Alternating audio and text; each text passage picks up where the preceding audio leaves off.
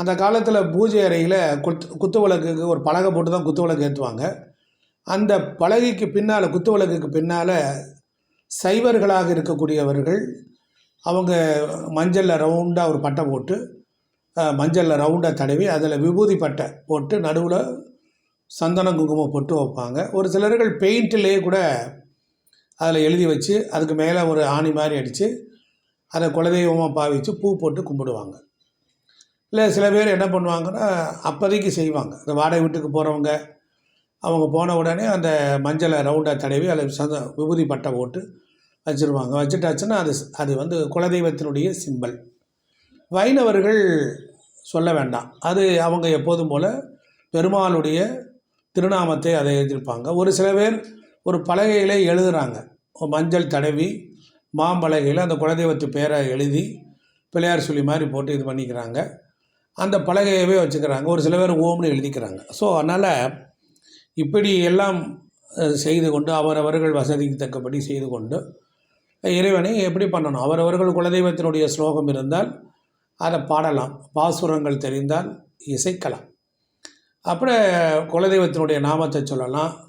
இப்போ காமாட்சி அம்மன், அங்காளம்மன், மதுரை வீரன், இப்படி நிறைய குலதெய்வங்கள் இருக்குது. அப்படி இருக்க போகும்போது செல்லியம்மன், பெத்தனாட்சி அம்மன், அப்படி வரும்போது பேச்சி, சடைச்சி, ராக்காச்சி, பாதாள ஜோதி, சங்கமலம், பாப்பாத்தி, வீரசின்னு, தானாகி, முத்தம்மாள், லாட சன்னாசி, முத்துக்கருப்பன், அகோர வீரபத்திரன், அப்படி பழனி ஆண்டவர், இப்படி 21 தெய்வங்கள், 61 பந்தி. அந்த 21க்கும் ஒரு பொட்டு வைப்பாங்க.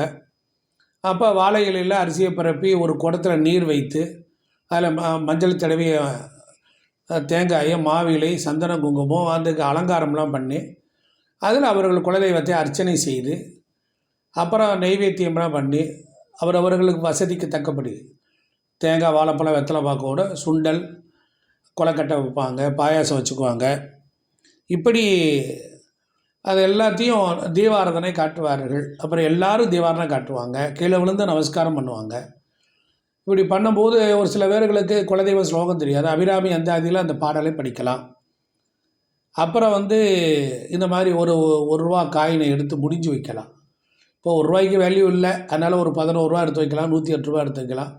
குலதெய்வத்தை நினைத்து வணங்கி அந்த திசையை நோக்கி தீபாராதனை, தூப தீபங்கள், சாம்பிராணியெல்லாம் காட்டி நீர் விழாவி அது மாதிரி தேங்காயெல்லாம் உடைச்சி இது பண்ணிவிட்டு சாமியெல்லாம் கும்பிடுவாங்க.